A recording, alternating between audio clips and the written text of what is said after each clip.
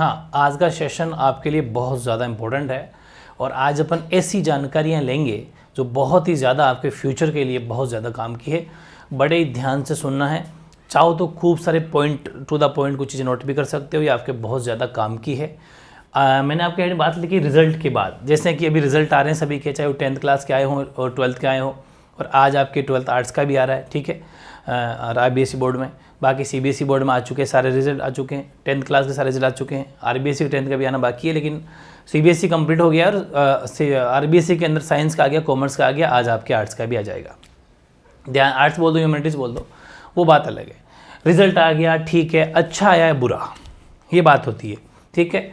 अच्छा बुरा कब अच्छा बुरा होता है कि जैसे आपने लिखे थे वैसे आ जाएंगे, उसमें तो कोई डाउट है नहीं, लेकिन कभी कभी कुछ गलतियाँ हो जाती है, वो चाहे टीचर से हो जाती हो, किसी से भी हो जाती है, अपन से भी हो जाती है, टीचर से क्यों नहीं होगी, हो ही सकती है। उसमें मिस्टेक्स ऐसी रहती है, कुछ गलतियाँ ये रहती है, कुछ मिस्टेक है कि आपको ऐसा लग रहा है कि यार मेरे मार्क्स है ना वो थोड़े ज़्यादा आने चाहिए थे, और शायद कुछ गलती रह गई हो टीचर से को भी चेक करने में, या कुछ ना कुछ टोटलिंग करने में, कुछ ना कुछ मिस्टेक तो ज़रूर रही है। तो फिर आपको क्या करना चाहिए, तो बोर्ड आपको एक बहुत ही शानदार मौका देता है कि अगर आपके मन में डाउट है कि यार मेरे मार्क्स ज़्यादा आने चाहिए थे, मेरे मार्क्स आ रहे हैं कम, तो क्या करूं, तो फिर आपको कुछ भी नहीं करना कि जैसे आज रिज़ल्ट आ रहा है, आज जैसे आर्ट्स वाला रिज़ल्ट आ रहा है, तो उस रिज़ल्ट की डेट से ध्यान रखना, रिज़ल्ट जो जिस दिन घोषित हुआ था, रिज़ल्ट घोषित डेट से, ध्यान से समझना, रिज़ल्ट घोषित डेट से, ठीक है, आपको 10 डेज़ मिलते हैं। आज के दिन को छोड़ दो, सपोज़ आज अगर मैं बात करूं तो आज अगर आपका रिज़ल्ट आया तो आज के बाद में 10 दिन तक 10 डेज़ आपके मौका है। 10 दिन के अंदर आपको क्या करना है कि आप आपके रीचेकिंग का फॉर्म फिल कर सकते हो, उसको रीचेकिंग बोल दो, रीटोटलिंग बोल दो, कुछ भी बोल दो, उसका ऑनलाइन फॉर्म भर सकते हो RBSE की ऑफिशियल वेबसाइट पे जाके, या फिर आपसे नहीं बैठ रही हो तो कोई फ़र्क नहीं पड़ता, किसी भी ईमेल से जाके फॉर्म भरा लेना, फालतू में छोटी मोटी गलतियाँ रह जाएगी, सबसे बेस्ट होगा। वहाँ से आप फॉर्म भरा लो, उसका गवर्नमेंट आपसे कुछ एक चार्ज पे करता है, ठीक है, क्योंकि आपने गवर्नमेंट को, मतलब गवर्नमेंट मतलब बोर्ड का कहना चाह रहा हूँ मैं, बोर्ड आपको कुछ चार्ज पे करता है, क्योंकि आपने बोर्ड को चैलेंज किया है कि आपने हमारी कॉपी सही से चेक नहीं की, या फिर कुछ मिस्टेक रहेगी, हमें पूरा भरोसा है। तो आपको 300 रुपये, ध्यान समझना, 300 रुपये पर सब्जेक्ट, पर सब्जेक्ट का मतलब है एक सब्जेक्ट के 300 रुपये, एक सब्जेक्ट के आपसे 300 रुपये चार्ज लेंगे 10 दिन तक। शुरुआती 10 दिन में अगर आप फॉर्म फिल कर देते हो, तो अगर आपको ऐसा लगे कि यार मेरे साइंस में कम मार्क्स है, या फिर मेरे ज्योग्राफी में कम मार्क्स है, या फिर मेरे फिजिक्स में कम मार्क्स है, कोई से सब्जेक्ट में कम मार्क्स है, तो उस एक सब्जेक्ट को भर दो जिसमें 100% आपको डाउट है। ऐसा नहीं कि मनवार भर दिया, फालतू क्यों पैसे वेस्ट कर रहे हो, ठीक है। तो जिस पर आपको पक्का भरोसा हो उस सब्जेक्ट का आप फॉर्म फिल कर दो, तो आपके 300 रुपये एक सब्जेक्ट के आपको पे करने पड़ेंगे। 300 प्लस 30-40 रुपये फॉर्म भरने वाले लेगा, तो इतने आपके पैसे लगने वाले, ज़्यादा नहीं लगेंगे अगर आपको भरोसा है तो। अब होगा क्या, 2 सब्जेक्ट की भरते हो तो 600 लग जाएंगे, 3 में भरते हो तो 900 रुपये लग जाएंगे, ठीक है। लेकिन कोई होता है आलसी की, भूल गई या फिर कोई मिस्टेक हो जाती है, बाद में याद आई कि नहीं यार फॉर्म भरना था, कोई कारणवश नहीं भर पाया, तो आपको बोर्ड 5 दिन का टाइम और देता है, 5 डेज़ और देता है, लेकिन विथ लेट फीस। अब यहाँ पर आपको लेट फीस देनी पड़ेगी, क्योंकि आपने जो क्राइटेरिया था 10 डेज़ का, उसमें आपने फॉर्म नहीं भरा, तो विथ लेट फीस करना पड़ेगा। और इन 5 दिन का मतलब है कि 10 दिन के बाद में 11वां, 12वां, 13वां, 14वां, 15वां दिन तक, 15 दिन तक भर सकते हैं ना, 15 डेज़। उन 5 दिन में आपको यही 300 की जगह लग जाएंगे 600 पर सब्जेक्ट, 600 रुपये एक विषय के लगेंगे। फिर आपको उन 5 दिन तक फॉर्म भरते हो तो, जो 300 रुपये लग रहे थे 10 दिन तक, 10 दिन निकल के फॉर्म नहीं भर पाए, लेकिन अब अगर 11 दिन से भरते हो फॉर्म, तो फिर भी 5 दिन का मौका है, तो आपको 600 रुपये एक सब्जेक्ट के भरने देने पड़ेंगे, और डबल हो जाएगा। तो कोशिश करो कि अगर आपको डाउट है तो जल्दी भी फॉर्म भर दो, 1-2 दिन में ज़्यादा बढ़िया रहेगा अगर डाउट है तो ये एक बड़ी चीज़ थी, ये तो थी पैसों की, कि इस हिसाब से आपको वो पे करते हैं। अब एक बात आती है कि जो आपकी होगी कि आपको क्या डाउट है। डाउट ये है कि सपोज़ किसी एग्ज़ाम के अंदर आपके जो भी रिजल्ट था उसमें आपको 100 में से ऐसा लग रहा था कि यार 80 मार्क्स आने चाहिए थे, और आपके मार्क्स आ रहे हैं 58 या 60 मार्क्स आ रहे हैं। ऐसा मान लो 15-20 नंबर का, मतलब काफ़ी होता है, 15-20 नंबर का अगर डिफरेंस है तो ही भरना चाहिए, 1-2-4 नंबर के लिए तो नहीं भरना चाहिए। 2-4 मिस्टेक तो अपन सिली मिस्टेक हो भी जाती है, फिर जागोगे हाँ यार ये गलती थी। 2-4 नंबर के लिए तो मत करना, क्यों फालतू पैसे वेस्ट करते हो, टाइम वेस्ट होगा, वेट करोगे। अगर हाँ 10-15 नंबर का फ़र्क पड़ता है, वैसे तो कन्फर्म हो कि 5-7 का भी तो भी भर सकते हो, ऐसी कोई बात नहीं, क्योंकि एक नंबर का बड़ा वैल्यू होती है। तो चलो ये चीज़ हो गई। अब रहती बात है कि वहाँ मिलेगा क्या आपको, भाई अगर आप रीचेकिंग का फॉर्म भरते हो, रीचेकिंग है, तो आप ये मत सोच लेना कि जो रीचेकिंग कॉपी होगी दोबारा से कॉपी चेक होगी, कि कोई 5 नंबर का अगर कोई क्वेश्चन था, मेरी बात को ध्यान समझना, अगर 5 मार्क्स का कोई क्वेश्चन था और आप ये सोचो कि 5 मार्क्स का क्वेश्चन था और मैंने कॉपी की रीचेकिंग भर दी, तो सर ने अगर यहाँ पर 3 नंबर दिए हैं, भाई सर ने आपको उस क्वेश्चन में 3 नंबर दिए हैं, आप ये कभी मत सोचना कि अब आपके उसमें 4 नंबर मिल सकते हैं कि सर 1 नंबर और बढ़ाओ, नहीं बढ़ेंगे। जो एक बार चेक हो गई कॉपी, वो नंबर फिक्स है, कॉपी एक ही बार चेक होती है, ठीक है। तो फिर आप सोचोगे फिर बढ़ेंगे कहाँ, बढ़ने के चांस क्या है, तो देखो कहाँ क्या बढ़ेंगे, तो बढ़ने के चांस 3-4 है। क्या कि अगर टोटलिंग में मिस्टेक हुई है, मतलब जो मार्क्स आपके टोटल किए थे ना, अगर टोटल में मिस्टेक है, टोटल करने में तो मिस्टेक हो जाती है कि जोड़ते टाइम नंबर हो रहे थे 50 और जोड़ते टाइम सर ने ऐड कर ली 38, 12 नंबर छूट गए जोड़ते टाइम। एक तो टोटल में अगर मिस्टेक है तो आपका सुधार हो जाएगा। एक कोई क्वेश्चन चेक करने से रह गया, क्वेश्चन ही बच गया, ठीक है, क्वेश्चन ही बच गया चेक करने से ही, क्वेश्चन ही बच गया, अगर चेक करने से चेक ही नहीं हुआ हो, ठीक है, क्वेश्चन बच गया, चेक ही नहीं हुआ हो, चेक ही नहीं हुआ हो, तो भी एक चांस है कि कोई क्वेश्चन छूट गया, चेक ही नहीं हुआ, रह गया गलती से, वो हो सकता है 2। और तीसरी चीज़ ये हो सकती है कि जो आपका फ्रंट पेज होता है ना नोटबुक वाला, जो जिस पे आप काम करके आते हो, वो आंसर शीट, उसका जो फ्रंट पेज है उस पर कुछ शर्तें होती है, कंडीशंस होती है, देखा होगा आपने। वो कंडीशन क्या होती है कि क्वेश्चन नंबर 1 से लेके क्वेश्चन नंबर 10 सभी 1-1 नंबर के हैं, 1-1 मार्क्स के हैं। तो अगर वहाँ पर आपका 1 से लेके 10 तक सपोज ऑब्जेक्टिव थे, तो सी में सी सही, उसमें कहाँ मार्क्स कटेगा, जो सी का आंसर लिखे एक्यूरेट है, लेकिन सर ने गलती से वहाँ पर आधा नंबर दे दिया, जबकि वहाँ पर 1 में से 1 मिलना चाहिए था। तो वो भी हो सकता है कि जो शर्त लिखी हुई थी, जो क्वेश्चन आपका जिसमें मार्क्स नहीं कट सकते, भाई ऑब्जेक्टिव है, फिल द ब्लैंक्स है, एक वर्ड में आंसर होता है, एक वर्ड आप लिख दिया तो मार्क्स पूरे मिलेंगे, लेकिन सर ने गलती से आधा दे दिया, तो वो आपके मार्क्स बढ़ जाएंगे। ये बढ़ सकते हैं, कोई क्वेश्चन बच गया तो बढ़ सकते हैं, टोटलिंग करने में मिस्टेक रह गई तो बढ़ सकते हैं। बाकी ये मत सोचना कि 5 मार्क्स का क्वेश्चन था, मैंने शानदार लिखा था, अपने आप से शानदार लिखने से कुछ नहीं होता, कॉपी एक बार चेक होती है, वहाँ 3 नंबर आपको मिल गए तो 3 ही मिलेंगे, वो वापस चेक नहीं होना, ठीक है। कोई क्वेश्चन रह गया तो बात अलग है, एक बात तो ये समझ में आ गई। तो अगर ऐसा कुछ मामला हो तो आपके मार्क्स जो है वो बढ़ जाएंगे। वैसे ऐसी गलतियाँ बहुत रेयर होती है, ये वाली तो अगर आपको कॉन्फिडेंस हो तो आपको फॉर्म भरना है तो मार्क्स आपके बढ़ जाएंगे।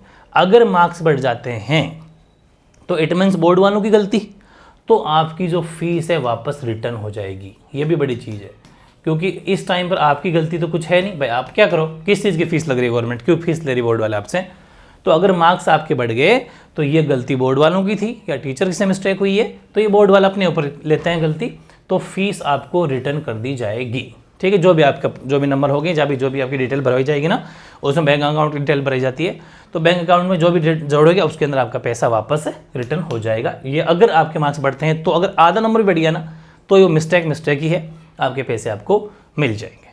ये बात तो थी, मेरे हिसाब से आपको पता चल गया होगा कि आपके जब ऐसा डाउट हो नंबर ऐड कराने में कि बढ़ सकते नहीं बढ़ सकते, तो उसमें इन कारणों से बढ़ सकते हैं। बाकी ये मत सोच के कहीं फॉर्म भर देना कि मैं ये करवा लूँगा, ये करवा लूँगा, ऐसा कुछ भी नहीं है, ठीक। एक बात तो ये हो गई। इसके बाद में मैं अगर बात करूँ, सबसे बड़ा मुद्दा है वो है इम्प्रूवमेंट का, ठीक है। इम्प्रूवमेंट, इसकी भी ध्यान रखना। इम्प्रूवमेंट का मतलब होता है श्रेणी सुधार। श्रेणी सुधार का मतलब कि प्रथम श्रेणी से पास हुआ, सेकंड, इसको बोलते हैं श्रेणी सुधार, बोलते हैं हिंदी में क्या बोलते हैं, श्रेणी सुधार। श्रेणी सुधार का मतलब डिवीज़न सुधार बोल दो, चाहे डिवीज़न इम्प्रूवमेंट। कैसे कि सपोज आपके पास में फिजिक्स थी, केमिस्ट्री थी, या फिर बायोलॉजी थी, या फिर ऐसा मान लो कि मैथ थी, या फिर आर्ट्स वाले ऐसा मान लो कि आपके पास में पॉलिटी थी, ठीक है, पॉलिटी थी, ज्योग्राफी थी, और बात करते हैं अपन इकोनॉमिक्स थी, कुछ मान लो चाहे हिस्ट्री थी, कुछ भी मान लो, तीसरा सब्जेक्ट ये थी। और आप ये सोच रहे हो, कॉमर्स वाले अपने बीएसटी जो भी देख लेना, तो अगर ये हैं और आप ये सोचते हो कि यार हिंदी इंग्लिश तो ठीक है, हिंदी इंग्लिश में जो आने थे आ गए, लेकिन यार मेरे ना फिजिक्स के अंदर मार्क्स बहुत कम रह गए, अगर मैं एक सब्जेक्ट में इंप्रूवमेंट कर लूँ बाकी 5 को ना करूँ, बिल्कुल सही सोच रहे हो, कर सकते हो। मतलब आप हिंदी में जो मार्क्स इस साल आए वो रह जाएंगे, क्योंकि आपने सोचा हिंदी में बहुत अच्छे मार्क्स है, रहने दो, इंग्लिश बहुत अच्छे मार्क्स है, रहने दो, केमिस्ट्री बहुत अच्छे मार्क्स है, या मैथ बायोलॉजी में से बहुत अच्छे मार्क्स है, लेकिन फिजिक्स में कम रह गए यार, इस चीज़ को इंप्रूव कर लेता हूँ या कर लेती हूँ, तो बिल्कुल फिजिक्स को आप इंप्रूवमेंट का फॉर्म भर दीजिए, कर सकते हो। उस एक सब्जेक्ट का, सिर्फ एक सब्जेक्ट इंप्रूवमेंट कर सकते हो, फिर आपकी इम्प्रूवमेंट का फॉर्म भरा जाएगा। कब?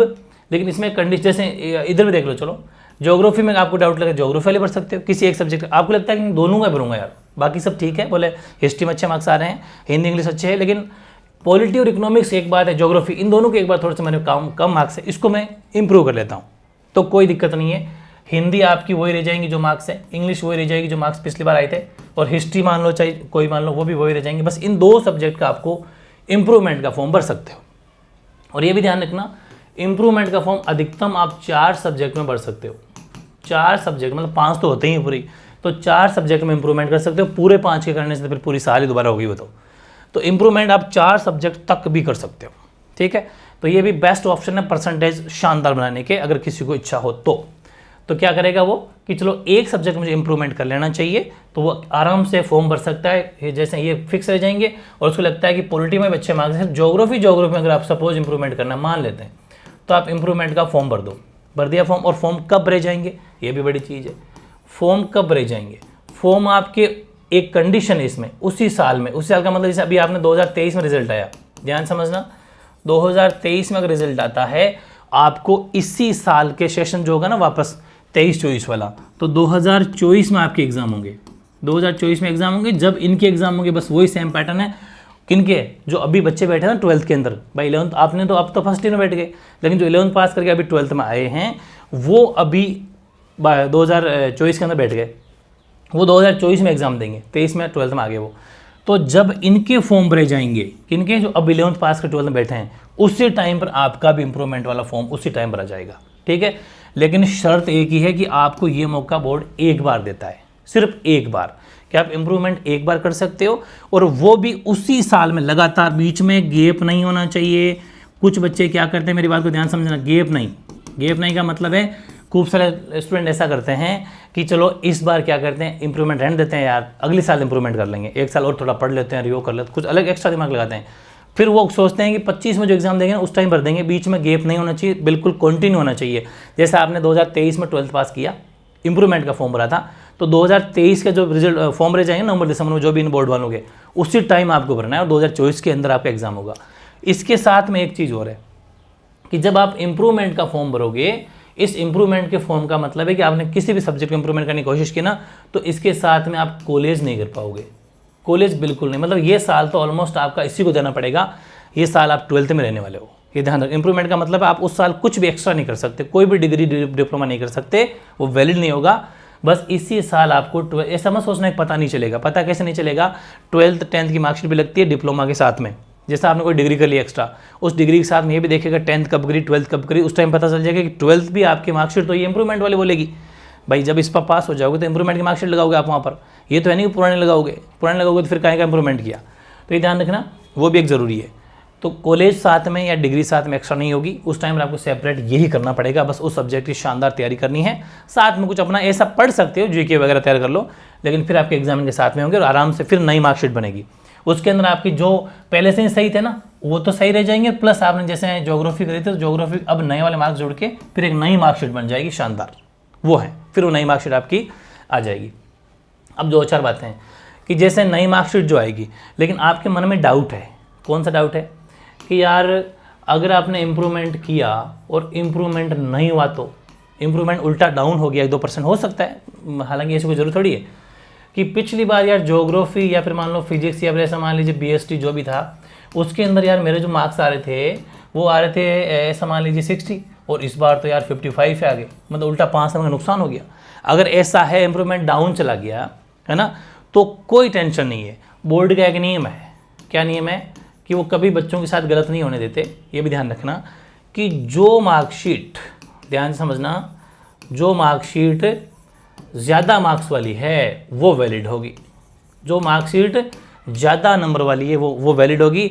तो ज़्यादा नंबर वाली मार्कशीट आपकी कौन सी थी, जो पहले थी भाई, क्योंकि इंप्रूवमेंट में डाउन चले गए तो पहले से आपकी ज्योग्राफी में 60 थे, तो वो मार्कशीट बनी हुई है, रेडी है, वो आपकी स्कूल में पड़ी है, यही मार्कशीट वैलिड हो जाएगी। इंप्रूवमेंटल मार्कशीट कोई दिक्कत नहीं है, बस कट हो जाएगा, वो मार्कशीट वैलिड नहीं होगी, यही वैलिड होगी जो पहले वाली 60 नंबर वाली थी। तो चिंता करने की बात, नुकसान तो कुछ है ही नहीं, हाँ एक नुकसान जरूर है 1 साल का, बस ये है। लेकिन मेरे हिसाब से जो 1 साल खराब करेगा वो ऐसा तो है नहीं कि वो सब बैठा ठाला बैठा रहेगा। 1 साल वाला बच्चा पढ़ता जरूर है, पढ़ेगा तो इम्प्रूवमेंट 100% होता ही होता है। ठीक है। हाँ, खूब सारे होते हैं जो इम्प्रूवमेंट का करके सोचते हैं एक सब्जेक्ट तो है वो पढ़ते ही नहीं है, अभी तो क्या 6 महीने पढ़ लेंगे, तो तू ऐसे कोई इसलिए थोड़ी पढ़ा है, तेरे को साथ में भी और कुछ एक्स्ट्रा पढ़ना चाहिए, जीके पढ़ना चाहिए साथ में, वो भी पढ़, और एक सब्जेक्ट है उसको एक्स्ट्रा टाइम दे, 4-5 घंटे उसको दे, 7-8 घंटे दूसरे को दे, जो कि पढ़े से।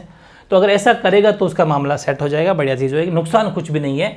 ऐसा जो मार्कशीट भी आपकी बन गई उसको कोई नहीं छीनने वाला, वो तो फिक्स है, इंप्रूवमेंट हो चाहे ना हो। समझ में आ गई ना? तो नुकसान कुछ भी नहीं, बस 1 साल का है, तो ये तो आपको करना ही पड़ेगा एडजस्ट, ये आपको देखना है, बाकी कोई दिक्कत नहीं है। जिसको पूरा कॉन्फिडेंस हो कि नहीं यार मार्कशीट कम रह गई, मुझे कुछ अच्छा करना चाहिए था, तो 1-2 सब्जेक्ट में इंप्रूवमेंट डाल दो, कोई फर्क नहीं पड़ता, नई मार्कशीट बन जाएगी, कोई दिक्कत नहीं है, बस शानदार तरीके से काम हो जाएगा।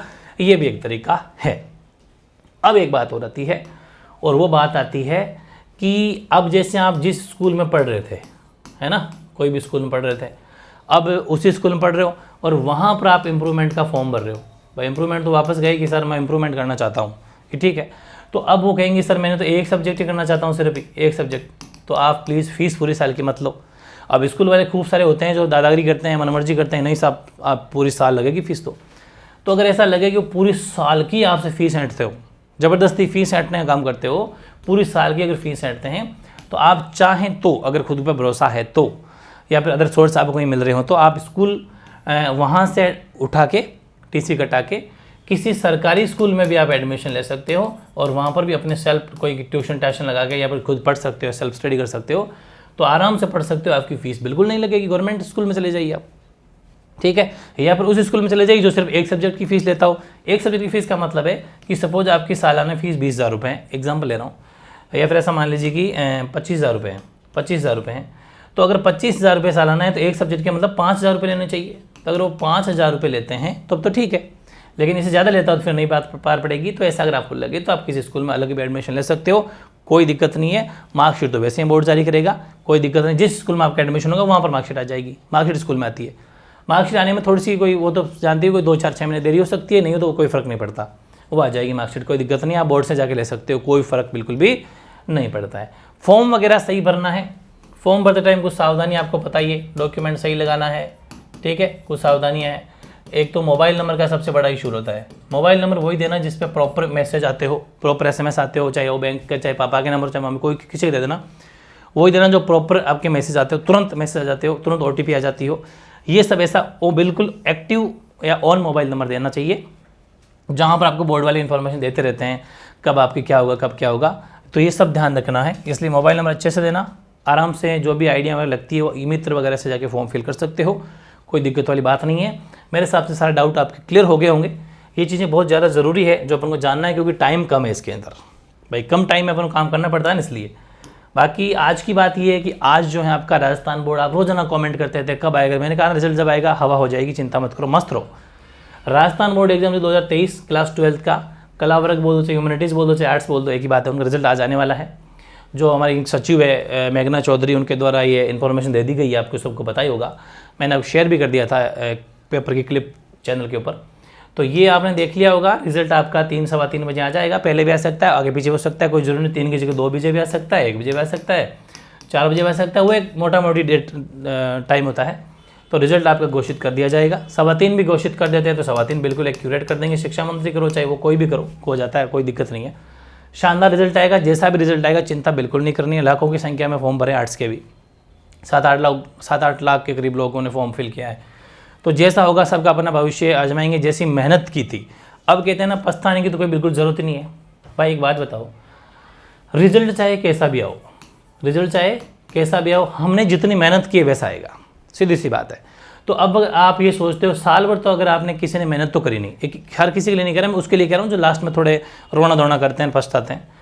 तो जिसने साल भर मेहनत नहीं करी, ठीक है, अब वो सोचता है कि मेरे 90 क्यों नहीं बने यार, उस मोहित के तो 90 बन गए, या फिर राधिका के 90 बन गए, मेरे 90 नहीं बने, क्या वजह रहेगी? तो भाई तो पढ़ाई ऐसा ही था, पढ़ाई जैसा तूने पढ़ा था वैसे बन गए। अब अपन को 1 मिनट के लिए बैठ के सोचो कि यार वाकई अपन पढ़े भी तो इतने ही थे। अगर आपके 55 बन रहे हैं या 60 बन रहे हैं तो भाई पढ़ाई इतना ही था। खुद बैठ के सोच, क्या वाकई इतना भी नहीं पढ़ा होगा? मुझे ऐसा लग रहा है कभी कभी तो, जिस हिसाब CBSE वालों के बोर्ड के रिजल्ट आए हैं, खूब सारे बच्चे हैं जो परसेंटेज ठीक ठाक बढ़ने, पता नहीं कहाँ से बन रहे हैं। तो वो भी होता है, अपने आप को ज़्यादा वो मत समझो कि भाई जितने आपने मेहनत की उसके परसेंटेज बन गए। अगर आपने ईमानदारी से 7 से 8 घंटे पूरी साल मेहनत करी है, पूरी साल पूरी साल मतलब 12 महीने अगर मेहनत करी है तो ज़रूर आप 95 प्लस आओगे या फिर 90 प्लस आओगे। फिर भी अगर नहीं रहता तो कोई दिक्कत नहीं है, बिल्कुल इस पर टेंशन नहीं लेना। परसेंटेज सब कुछ नहीं होता है, परसेंटेज सब कुछ नहीं होता। आजकल चाहे कितनी परसेंटेज बना लो, आपको एंट्रेंस एग्जाम में तो पास करना ही पड़ेगा। उसके बाद में कल देखो अगर आज के सीईटी का एग्जाम होने लग गया, कोई भी कॉम्पिटिटिव एग्जाम से पहले सीईटी पास करना पड़ता है, कौन सा परसेंटेज देखता है यहाँ पर 95 परसेंटेज वाले भी फेल हो जाते हैं सीईटी में।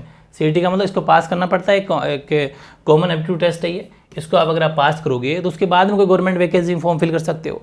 ये भी +2 लेवल की होती है, मतलब 12 लेवल की होती है, ग्रेजुएशन लेवल की होती है, ये भी अपन बात कर चुके हैं। तो कहाँ पर सब ये इसको पास करो, सब मिलके करो। यहाँ पर कोई परसेंटेज का इशू नहीं है कि भाई इतनी परसेंटेज वाला सीईटी का फॉर्म भर सकता है, सब भरो, जो इसमें पास होगा वो आके जाएगा। फिर गवर्नमेंट नौकरी के अंदर चाहे वो किसी भी सिविल सर्विसेज की आप दो, वहाँ पर कौन सा परसेंटेज कौन मांगता है? एक आधी वैकेंसी में परसेंटेज मांगे जाते हैं, चाहे वो आपके कोई एयरफोर्स नेवी हो, बाकी किसी में नहीं मांगते। आप वहाँ पर क्या करना है, सबका कॉम्पिटिशन का रण मैदान एक है, वहाँ पर जो बाजी मारेगा वो जीतेगा। तो परसेंटेज पे बिल्कुल टेंशन नहीं लेनी है। हाँ, अगर आपको कहीं डाउट है कि नहीं यार मेरे इतने कम परसेंटेज नहीं रहने चाहिए थे, बढ़ जाने चाहिए, तो आप ज़रूर उसको चेकिंग हुआ, मैंने आपको बता दिया 300 रुपये में काम हो रहा है एक सब्जेक्ट का। और जिस पर पूरा भरोसा हो, यकीन हो, तभी करना। वैसे मार्क्स कटेंगे नहीं, अगर आपने फॉर्म भर भी दिया रिटोटलिंग में भी तो दिक्कत कुछ भी नहीं है, मार्क्स कम कभी नहीं होते। जो दे दिए सो दे दिए, ये भी ध्यान रखना, मार्क्स फिक्स है, दे दिए सो दे दिए, वो कभी कम नहीं होते। वो मार्कशीट निकल चुकी है वहाँ से, वो निकल के आप जिस स्कूल में पढ़ते हो स्कूल में आ चुकी है, ऐसा मान लो, ठीक है। तो कम कभी नहीं होगी, चिंता मत करो। हाँ, कुछ पैसे लग सकते हैं भाई, 300-400 रुपये जो भी आपके लगे, 600-700-900 वो आपके चले गए, बाकी कोई दिक्कत नहीं, रोना उस पर नहीं है। बाकी ध्यान ये रखना है, बिल्कुल टेंशन किसी को नहीं होनी चाहिए। हमने जैसी मेहनत की थी उसे वैसे मार्क्स आ गए। हाँ, हम कुछ परसेंटेज अगर कम रह गए हो तो हम उसमें सुधार करेंगे। आगे कॉम्पिटिटिव का मैदान है, पढ़ाई तो अब करनी है। इतने 12th तक तो कौन सी पढ़ाई होती है, नॉर्मल है बस, ठीक है, क्योंकि 12th तक सिलेबस फिक्स है भाई, 5 किताबें पढ़नी है, पढ़ लो, पास हो जाओगे। लेकिन जो कॉम्पिटिटिव एग्जाम है वहाँ पर अगर आप 20 बुक भी पढ़ लोगे ना, तो गारंटी थोड़ी इस बुक में से आएगा, कुछ भी आ सकता है। अरे भाई जीके है, जीके का मतलब अथाह भंडार, समुद्र है ये, इसको कोई लांग नहीं सकता। जीके का मतलब ही समुद्र है, कभी वो खाली नहीं होगा। तो इसलिए ये तो अथाह भंडार है, कितना ही पढ़ो कोई कुछ नहीं कर सकता, कहाँ से आएगा। इसलिए अब पढ़ाई है, 12th तक तो ठीक है, सब्जेक्ट फिक्स था, सिलेबस फिक्स था, पढ़ लिए, इसलिए टेंशन बिल्कुल नहीं लेनी है, पढ़ाई तो अब करनी है। और अब अगर कोई बच्चा या कोई भी लड़का या लड़की अगर अब भी नहीं पढ़ता है रेगुलर 7 से 8 घंटे, तो फिर वो बींटे गौड़ है उसके। 7 से 8 घंटे आपको रेगुलर स्टडी करनी ही करनी है, कुछ भी हो जाए। और ज़्यादा बेटर होगा आप सेल्फ स्टडी करो। जैसे कोचिंग के चक्कर में अगर आप कहीं जाते भी हो तो उसके अलावा 7-8 घंटे पढ़ना है, नहीं जाओ और घर पे पढ़ लो तो और बढ़िया है, तो आपका टाइम का भी बच जाएगा। काफ़ी सारी चीज़ें हैं, उसको सोच समझ काम करो तो बहुत अच्छे रिजल्ट की ओर आप बढ़ जाओगे, लाइफ में आगे बढ़ जाओगे। बाकी चिंता फिक्र नहीं करनी। खूब सारे कहते हैं रिजल्ट आएगा, पता नहीं क्या होगा, कुछ कर लेते हैं, ऐसा नहीं है यार, ज़िंदगी से बढ़कर कुछ भी नहीं है। और नौकरी परसेंटेज सब कुछ नहीं है, कुछ भी कर सकता है इंसान। कोई चीज़ जो बच्चे आप देखे होंगे जो पढ़ाई में वीक थे लेकिन पता नहीं कहाँ पहुँच गए, बिजनेस में माइंड चल गया उनका, तो कोई ज़रूरी नहीं है, आराम से मस्त रहो। सभी को wish you all the best, आपके रिजल्ट बहुत अच्छे आएंगे। और सभी जने ज़रूर मुझे शेयर भी करना, अपने लाइव सेशन रख लेंगे, रिजल्ट आने के बाद में शाम को बातचीत करेंगे आपसे, क्या क्या आपके रिजल्ट रहे हैं उस पर थोड़ी चर्चा करेंगे, कैसा रिजल्ट रहा सभी का, आपसे हाव भाव पूछेंगे आपके, और क्या आगे करना है उसको प्लानिंग भी देख लेंगे। किसी को डाउट हो तो डाउट की बातें भी मेरे से शेयर कर लेना, कोई डाउट और भी रह गया हो तो अपन शाम को लाइव रख लेंगे, उसमें सारे डाउट क्लियर आपके कर दूंगा मैं, ठीक है, ओके।